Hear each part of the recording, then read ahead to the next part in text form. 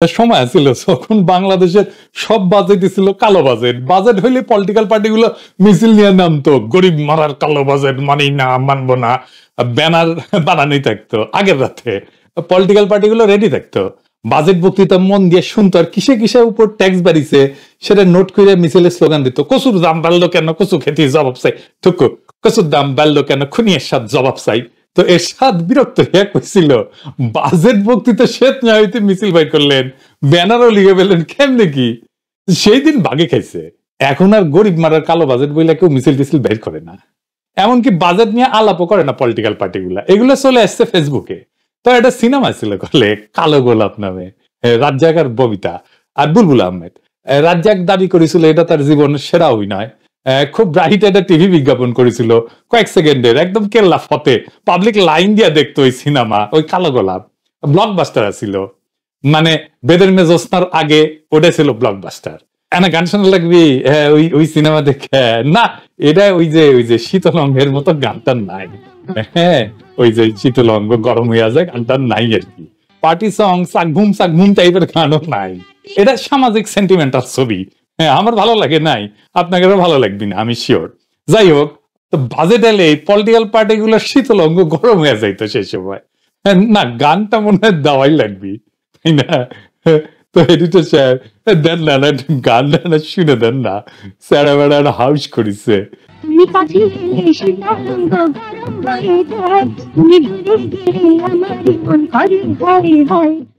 আজকাল বাজেট এলে পলিটিক্যাল পার্টিগুলো শীতলঙ্গ গরম না হইলেও ফেসবুক সেলিব্রিটিদের শীতলঙ্গ গরম হয়ে যায়।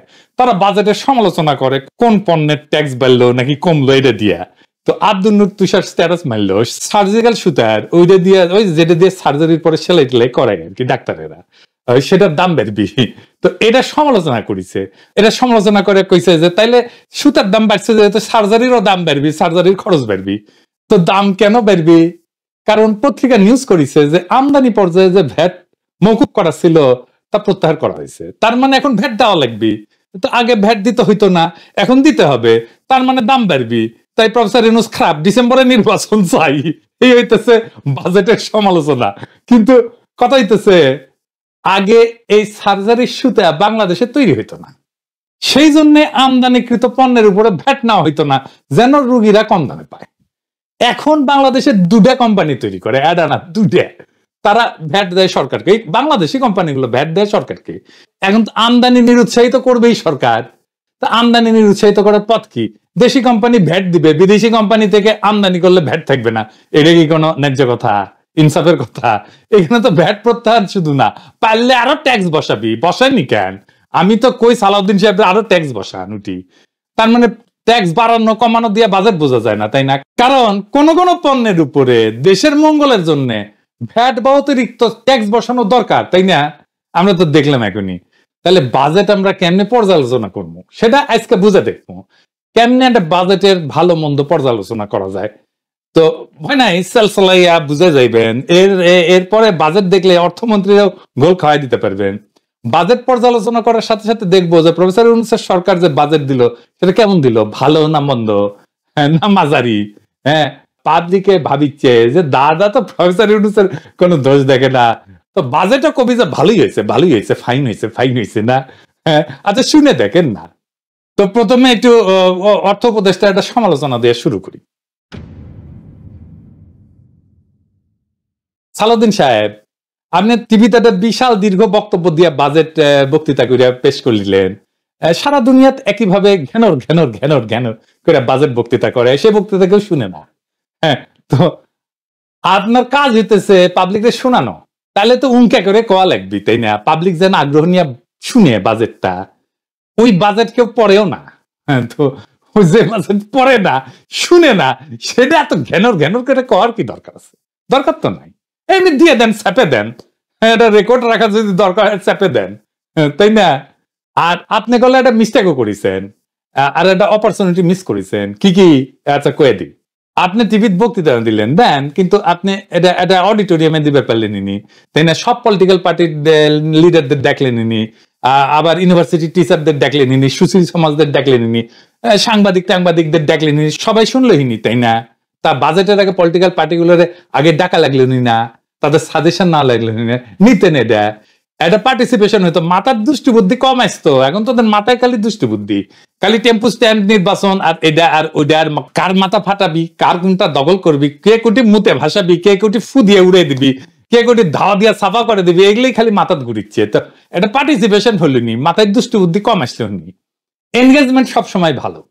তো আপনি এখনো কলে দেখবার পারেন, তাদের ডেকা বাজেট নিয়ে সমালোচনা করতে বলেন, সবাই ডাকেন, এই যে যাদের যাদের কইলাম আর কি, আর সেটা লাইভ করেন। হ্যাঁ, সবাই আলাপ করুক, পাবলিকে দেখবি কে কেমন বাজেট বুঝিছে, তাই না? বুঝছাও তো ঘাম ফিতে যাবে কলে পলিটিশিয়ানদের, এমনকি একাডেমিশিয়ানদের, শিক্ষকদেরও বাজেটের ক্রিটিক করার জন্য। তাই সালাউদ্দিন সাহেব আপনারা একটা দুষ্টু বুদ্ধি শিখে দিব, দিব এসেন্সে, হ্যাঁ দেই না, হ্যাঁ না, শুনেন, হ্যাঁ দুপুরে না একটা হেভি খানা দিবেন আর কি, কাচ্চি বিরিয়ানি, মাংস বেশি চাল কম, বোড়ানি দিবেন, ভালো যেন টেনবার পারে বেশি বেশি। তারপর এইসব বসবি মিটিং এ, একটু সময় পরে দেখবেন জিমাচ্ছে, মাথা ঝুঁকে এসেছে, আবার চমকে জায়গায় উঠে এদিক ওদিক তাকাচ্ছে, তারপরে একটু পরে আবার ঝিমাবি, মাথা ঝুঁকে আসবি, তারপরে ঘুম থেকেও আর পারবি না, তো নাকও দেখবার পারে। হ্যাঁ, আমি লিখে দিবার পারি, আপনি ক্যামেরাম্যান ঠিক করে রাখবেন, ওই ঝিমানো আর ঘুমানোর ভিডিও দেখাবেন বড় পর্দা, কেউ ঝিমাতে দেখবেন চেয়ার থেকে পড়ে গেছে, কাপে কাপ মমতাজের বাবু, ওর পলিটিক্যাল ক্যারিয়ার শেষ। তো আসলে এবার আসলে সিরিয়াস আলাপে আসি, বাজেট নিয়ে আলোচনা করবেন কিভাবে বা বাজেট বানাবেন কেমনে। এই জায়গাটা আমার মনে হয় যারা বাজেট লিখে, যারা আলোচনা করে, কেউ বুঝে না ঠিক মতো, তাই আলাপটাই করবে পারে না। এই যে আপনি ভ্যাট বেড়ালেন, ভ্যাট প্রত্যাহার করলেন, এই যে আপনি সার্জিক্যাল সুতার উপরে আমদানির সময় ভ্যাট যে প্রত্যাহার করলেন, ওটা কারণটা লিখে দিলেন এক লাইনে, তাহলে তো কোনো সমালোচনা হয় না। তাহলে বাজেট কিভাবে সমালোচনা করা লাগে, এটা কয় হচ্ছে বাজেট ক্রিটিক ফ্রেমওয়ার্ক, ইংরেজিত কয় আর কি, ইংরেজি যেহেতু কইছে ঠিকই কইছে। তো এটা কি আসলে, এটা বলতে কি বুঝায়, আসলে এটা বুঝে দেখি। বাজেটের যে সমালোচনা বা ক্রিটিক, এটা 5টা জিনিসের উপরে ক্রিটিকটা হয়।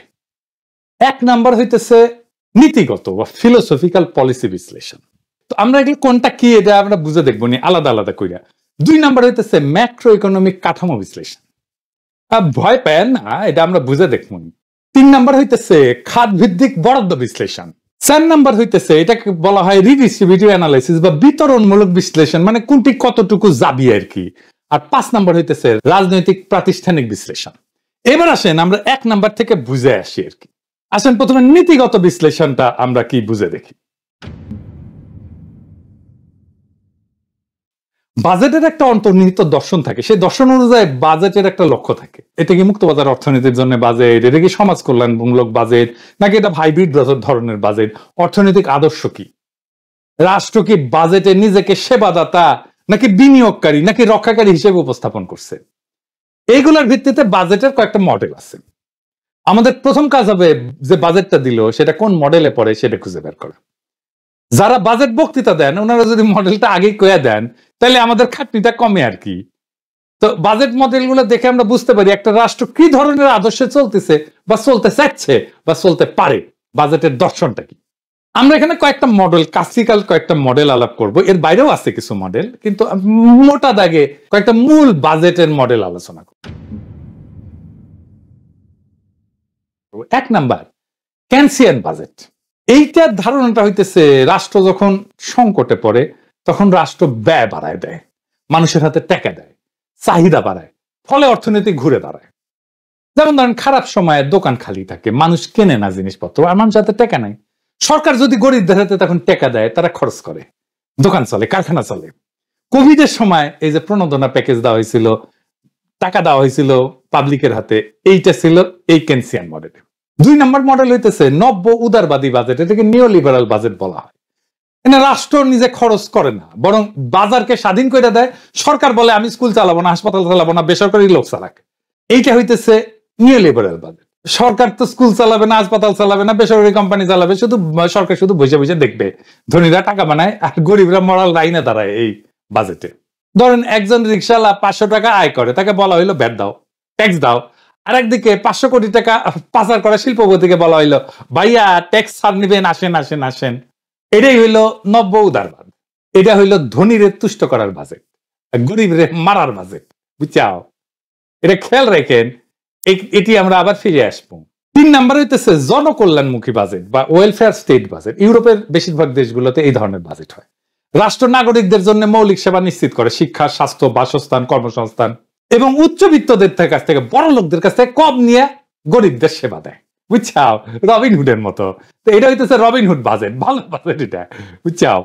ধরেন ধনী 10 টাকা দিবে, গরিব 1 টাকাও দিবে না, কিন্তু গরিবের ছেলে মেয়ে যেন স্কুলে যেতে পারে, ওষুধ পায়, শিক্ষা পায়, এটাতে বলা হয় জনগণের বাজেট। এখানে গরিবের জন্য রেশন থাকবে, নারীর জন্য নিরাপদ ট্রান্সপোর্ট থাকবে, কৃষকের জন্য সেচ আর ভর্তুকি থাকবে, ধনীর জন্য কড়াকড়ি কর থাকবে।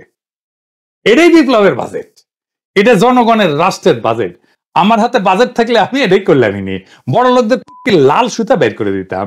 যার আয় কম, তার বাসা ভাড়া কম, তার চিকিৎসা খরচা নাই, তার বাসে ট্রেনে ভাড়া দিতে হবে না, বাচ্চা স্কুলের বেতন দিতে হবে না, এইটা হইতেছে গরিবের বাজেট, জনমুখী বাজেট। আর এটা এক ধরনের বাজেট আছে, এটা হচ্ছে পার্টিসিপেটরি বাজেট, জনগণের অংশগ্রহণমূলক বাজেট। জনগণই ঠিক করে যে কোন খাতে কতটুকু যাবে, কোথায় কি হবে, কোথায় আমি ইনভেস্টমেন্ট করব, কোথায় আমরা বিনিয়োগ করব। স্থানীয় জনগণ নিজেরাই বাজেট প্রস্তাব করে, কোন রাস্তায় আলো লাগবে, কোথায় স্কুল চাই, কোথায় পুকুর সংস্কার হবে। এলাকার মানুষ নিজেরাই ঠিক করে টাকাটা কোথায় লাগবে, উপরে বৈশা কেউ চাপাই দেয় না। এইটা হয় সাধারণত পৌর এলাকায় বা সিটি কর্পোরেশনে, নগরগুলোতে হয়। যেমন ধরেন ব্রাজিলের পোর্তো আলগ্রেতে এই ধরনের আছে অংশগ্রহণমূলক বাজেট, প্যারিসে আছে, নিউ ইয়র্কে আছে এরকম বাজেট, আবার কেরালায় আছে এমন বাজেট। কমিউনিস্ট শাসনে মেলা অ্যাচিভমেন্ট আছে কলে কেরালার। বাঙ্গু প্রগতিশীল না করলে ওরা, বাঙ্গু প্রগতিশীল সবকিছু পায়খানা বানায় ফেলে, কেরাল কমিউনিস্টরা খুব ভালো কাজ করে। 5 নম্বর হইতেছে গ্রিন বা টেকসই বাজেট, বা ক্লাইমেট রেজিলিয়েন্ট বাজেট বলে ইংরেজি যেহেতু কইছে ঠিকই কইছে। এইটা এই ধরনের বাজেট হচ্ছে প্রাকৃতিক দুর্যোগ, জলবায়ু পরিবর্তন, পরিবেশ রক্ষা, এই সমস্ত বিবেচনায় করা হয়। তো বাজেট তো আসে, বাজেট যায়, কিন্তু কেউ তো জিগায় না যে এই বাজেটকে এই দেশের মাটি, পানি, মানুষকে বাঁচাইতে পারবে। গ্রীষ্মে যে গরমে সিদ্ধ হন, বন্যায় যে তলায় যান, বৃষ্টি হওয়া লাগে না, আকাশে মেঘ হইলেই ধানমন্ডি ডুবে যায়, এইসব যদি বন্ধ করতে হয় তাহলে দরকার গ্রিন বাজেট। বন্যা হইলে খাবার নাই, খরা হইলে ফলন নাই, নদী ভাঙলে ঘর নাই, এইগুলাকে যদি মোকাবেলা করতে হয় তাহলে আপনার দরকার গ্রিন বাজেট।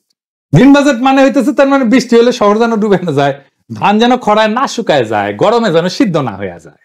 এরপরে আর কি বাজেট? শ্রেণী সচেতন বাজেট, ক্লাস কনসাস বা অলিগার্ক বিরোধী বাজেট, বড় লোক বিরোধী বাজেট। ধনী গোষ্ঠীর নিয়ন্ত্রণ এবং সুবিধা হ্রাস করিয়া জনগণের হাতে সম্পদ এবং সুযোগ দেওয়া।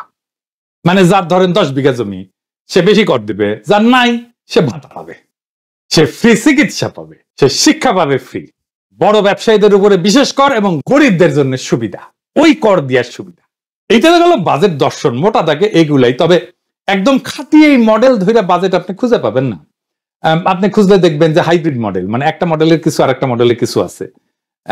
তো তারপরে মূল একটা ট্রেন্ড থাকে যে কোন লক্ষ্যের দিকে, কোন দর্শনের দিকে এটা আছে। এবার বলেন তো জিয়ার বাজেট কোন মডেলের ছিল? দুইটার ব্লেন্ড ছিল, কম্বিনেশন, হাইব্রিড মডেল ছিল, কেইনসিয়ান মডেল আর গ্রিন বাজেট। খালেদা বাজেট কিন্তু আবার এইটা না, এটা আমি কয়ে দিব না, পরে আমি শুনবনি আপনারা ক্যাঙ্কা করে বুঝিছেন। তা এবার আসেন পরে স্তম্ভগুলো নিয়ে আলাপ করি। আমি বলছিলাম ম্যাক্রো ইকোনমিক বা কাঠামো বিশ্লেষণ। বাজেট সামগ্রিক অর্থনীতির সাথে কতটা সামঞ্জস্যপূর্ণ। যেমন ধরেন বাজেট ঘাটতি, রাজস্ব ব্যয় অনুপাত, মুদ্রানীতি, রাজস্ব নীতির সমন্বয়, জিডিপি প্রবৃদ্ধি, মূল্যস্ফীতি, সুদের হার, বিনিয়োগের প্রবণতা, মেলা জটিল জটিল কথা কইলাম তাই না? আমরা আলাদা আলাদা করে দেখব। বাজেট ঘাটতি এটা কি? ধরেন সরকার 10 টাকা আয় করে, ট্যাক্স দিয়ে আয় করে, কিন্তু খরচা করে 12 টাকা, 2 টাকা বেশি খরচা করে। এটাই হলো বাজেট ঘাটতি, 2 টাকা বাজেট ঘাটতি। কেন হয়? এইটা হাসিনা কইরা গেছে, মেগা প্রজেক্ট করেছে, প্রচুর নিজের টাকায় পদ্মা সেতু করবো, বিদেশি ঋণ নেয়, ঘর ভর্তি গড়িবাটি আন কিনে, আয় বাড়ে না অথচ খরচা বাড়ে। আবার এই ঘাটতি মেটাতে সরকার ঋণ নেয়, ওই ঋণের উপর আবার সুদ দেয়, ওই ঋণ শোধ করার জন্য টাকা চাপে, এতে মূল্যস্ফীতি বাড়ে, ভবিষ্যৎ প্রজন্মের ঘাড়ে বোঝা বাড়ে, যেমন এখন হয়েছে আর কি। 2 নাম্বার, রাজস্ব এবং ব্যয়ের অনুপাত। মানে সরকারে যত টাকা আসে ট্যাক্স, ভ্যাট ইত্যাদি দিয়া, তার তুলনায় কত টাকা খরচা করে এই অনুপাত। যদি 1 টাকা আসে আর খরচ করে 2 টাকা, তাহলে বিশাল সমস্যা। ভালো অনুপাত কেমন এখন প্রশ্ন আসতে পারে। মানে ধরেন রাজস্ব যদি 10 টাকা আয় হয়, ব্যয় যদি 11 বা 12 টাকা হয় ম্যাক্সিমাম, তাহলে ঠিক আছে। কিন্তু রাজস্ব আসলো 10 টাকা, ব্যয় হলো 16 টাকা, খেলা শেষ। এবার মুদ্রানীতি এবং রাজস্ব নীতির সমন্বয়। ধরেন মুদ্রানীতি মানে হইতেছে বাংলাদেশ ব্যাংক যেভাবে টাকা ছাপে বা সুদের হার ঠিক করে, এটারে বলে মুদ্রানীতি। আর রাজস্ব নীতি কি? সরকার যেভাবে ট্যাক্স নেয় আর খরচা করে, বুঝছাও? এই দুটো একসাথে চলা লাগে। এটা না চললে যেমন হয়, ধরেন সরকার খরচ কমাচ্ছে কিন্তু বাংলাদেশ ব্যাংক যদি টাকা ছাপানো বন্ধ না করে, তাইলে মূল্যস্ফীতি হয়ে যায়। সরকার কর বাড়ায় কিন্তু সুদের হারও যদি কমায় দেয়, তাহলে বিনিয়োগ হবে না। তো সমন্বয় মানে কি? সরকার যদি মিতব্যয়ী হইতে চায়, তাহলে ব্যাংক টাকা ছাপা কমাবে। সরকার যদি বলে ব্যবসা চাই, তখন ঋণের সুদ কমায় দিবে, বুঝছাও? এই প্রসঙ্গে আবার আসমু একটু পরে। জিডিপি প্রবৃদ্ধি সহজ বাঁচায়। 1 বছর আগে দেশের অর্থনীতি যদি 100 টাকা আয় করে, এই বছর আয় করলো 107 টাকা, তার মানে 7% জিডিপি প্রবৃদ্ধি হইল। ইনফ্লেশনের কথা কইছি সহজ ভাষায়। গত বছর যেই চাল আপনি 50 টাকা কেজিতে কিনেছেন, এই বছর সেটা 70 টাকা কেজিতে কিনেছেন, তার মানে জিনিসের দাম বাড়িছে। এটাই মূল্যস্ফীতি। মূল্যস্ফীতি হইলে তো বেতন তো এরকম বাড়ে না, তাই না? খরচা বাড়ে। তো এরকম মূল্যস্ফীতি হইলে বিনিয়োগ কমে যায়, ব্যবসা ঝুঁকিতে পড়ে। এইবার আসেন সুদের হার। হ্যাঁ, সুদ শুনে আবার অনেকে নড়ে চড়ে বসেছে যে সুদ নিয়ে, সুদ শিখাইতেছে দাদায়। কিন্তু সুদ তো জরুরি, কারণ ব্যাংক তো সুদ নেয়, সুদ দেয়। তো যাই হোক, আপনি ব্যাংক থেকে 100 টাকা ঋণ নিলেন, সুদের হার 10% হইলে 110 টাকা ফেরত দিতে হবে। কম হইলে কি হয়? ব্যবসায় বিনিয়োগ বাড়ে। কিন্তু মূল্যস্ফীতির সময় এটা খুব বিপজ্জনক। আমাদের কিন্তু হাসিনা মূল্যস্ফীতি করে দিয়ে গেছে। এখন তাহলে কি করবে সরকার বলেন তো? সুদের হার বাড়াবে। আপনি দেখেন সুদের হার বাড়িচ্ছে, দেখেছেন? সুদ বেশি হলে কি হয়? সুদ বেশি হলে মানুষ ব্যাংকে টাকা রাখে, কারণ সুদ বেশি পাবে, লাভ বেশি। কিন্তু ঋণ নিয়ে ব্যবসা কম হয়, বিনিয়োগ কমে যায়। সেই জন্যই কইছে ব্যবসায়ীরা চাপে। বোঝা যায় এখন সেল চালাইয়া। দেখেন এই ভদ্রলোক কইছে যে সুদ বাড়ানোই কি মূল্যস্ফীতি কমানোর একমাত্র সমাধান? উনি কলে ভালো প্রশ্ন তুলিছেন। অন্য আরো সমাধান আছে, ভালো সমাধান আছে। প্রেসিডেন্ট সরকারের মুদ্রানীতি যেটা, সেটা সমালোচনাটা এই জায়গাতেই। কিন্তু আমি আর আজকে অত গভীরে যাব না। আমি আজকে বুঝাইতেছি কি করলে কি হয় আর কি। বিনিয়োগের প্রবণতা বা ইনভেস্টমেন্ট ট্রেন্ড। ধরেন দেশের লোক বা বিদেশি কেউ কারখানা, দোকান, স্কুল, হাসপাতাল এই সমস্ত বানাইতে চাইতেছে কিনা, এই ইচ্ছাটাই হইতেছে বিনিয়োগ প্রবণতা। কিভাবে জানা যায়? নতুন ব্যবসা কত হচ্ছে, ব্যাংক ঋণ নিচ্ছে কিনা, বিদেশি বিনিয়োগ আসতেছে কিনা, এটাকে বলে এফডিআই ইংরেজিতে কয়, ফরেন ডাইরেক্ট ইনভেস্টমেন্ট। ভালো প্রবণতা মানে কাজের সুযোগ বাড়ে, চাকরি বাড়তেছে, উৎপাদন বাড়তেছে, রপ্তানি বাড়তেছে। বাজেট, ঘাটতি, সুদের হার, এই শব্দগুলো শুধু অর্থনীতির জন্য না, গরিব মানুষের বাজারের থইলা, ঋণের খাতা আর চিকিৎসা খরচের সাথে জড়িত, বুঝতে পারছেন? এই ভাষা বোঝা মানে নিজের ভবিষ্যৎ রক্ষা করা। এরপরে কি? খাত ভিত্তিক বরাদ্দ বিশ্লেষণ।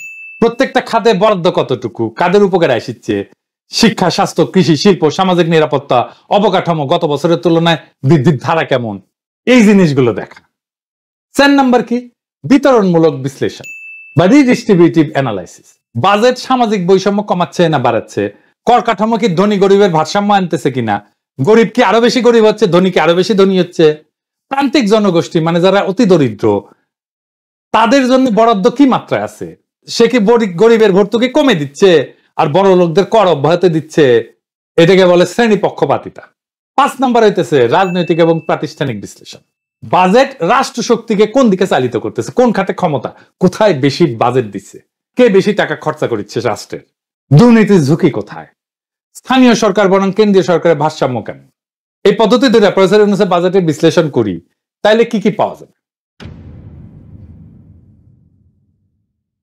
1 নাম্বার, এই বাজেটের নীতিগত দর্শন হইতেছে, এটাকে বলা হয় সংকীর্ণ সংকোচনবাদী নব্য উদারবাদ, কন্ট্রাকশনারি নিওলিবারালিজম। জনগণের জীবনযাত্রা না, বরং অর্থনৈতিক স্থিতিশীলতা এবং বাজেটের ঘাটতি ব্যবস্থাপনাকে অগ্রাধিকার দেওয়া হয়। নাম শুনে কন্ট্রাকশনারি নিওলিবারালিজম শুনে দুর্বোধ্য মনে হতে পারে, কিন্তু আমরা যদি বাস্তব জীবনের উদাহরণ দিই তাহলে সবাই এটা বুঝে যাবে। একটা রাষ্ট্র যখন অর্থনৈতিক সংকট বা মূল্যস্ফীতি কমাইতে বাজেটে এমন ভাবে ব্যয় কমায় যাতে সাধারণ মানুষের উপরে চাপ পড়ে, কিন্তু ধনী, কর্পোরেট, আন্তর্জাতিক ঋণদাতাদের স্বার্থ অক্ষুণ্ণ থাকে, তখন তাকে বলা হয় কন্ট্রাকশনারি নিওলিবারালিজম। কেমনে বুঝবেন? ধরেন ভর্তুকি কমে দিচ্ছে কিন্তু মন্ত্রীর গাড়ির বরাদ্দ কমাচ্ছে না। বাজেট ঘাটতি কমাইতে সরকার মিড ডে মিল বন্ধ করে দেয় কিন্তু ব্যাংকের খেলাপি ঋণের সুদ মাফ করে দেয়। এই বাজেটের নৈতিক ভিত্তি ফ্যাসিবাদের পতনের পর জনগণকে ক্ষমতায়ন না, বরং পুরানো যে ব্যবস্থা ছিল সেটাকে বজায় রাখা। বাজেট ঘাটতি জিডিপি 3.6%, এটা টাকার ভ্যালুতে 2.26 লক্ষ কোটি টাকা। রাজস্ব লক্ষ্যমাত্রা 5.43 লক্ষ কোটি টাকা। রাজস্ব লক্ষ্যমাত্রাটা অনেক উচ্চাভিলাষী, সুদের হার বাড়িয়ে দিচ্ছে এবং আভ্যন্তরীণ ঋণ নিচ্ছে, এইটাকেই সংকোচনবাদী কৌশল বলা হয়। বৈদেশিক সহায়তার উপরে নির্ভরতা কম দেখা দিতেছে, কিন্তু আভ্যন্তরীণ ঋণ নির্ভরতা এটা খুব বেশি। জনগণের খাতে সংকোচন হয়েছে, ক্ষমতা সম্পন্ন খাতে সম্প্রসারণ হয়েছে। ভর্তুকি হ্রাস মানে তো মূল্যস্ফীতির বোঝা জনগণের ঘাড়ে চাপবে। এই বাজেটে ধনী এবং মধ্যবিত্ত শ্রেণী যে কর কাঠামো দিচ্ছে সেটাতে লাভবান হবে। নিম্নবিত্তের খাদ্য, বাসস্থান, চিকিৎসা ব্যয় কোনো প্রত্যক্ষ সহায়তা নেই। এটাতে বলা যেতে পারে লাউডলি সাইলেন্ট বাজেট, মানে ধনীর প্রতি নম্র, গরিবের প্রতি নীরব। সম্পদের পুনর্বন্টনের কোনো প্রশ্ন নাই।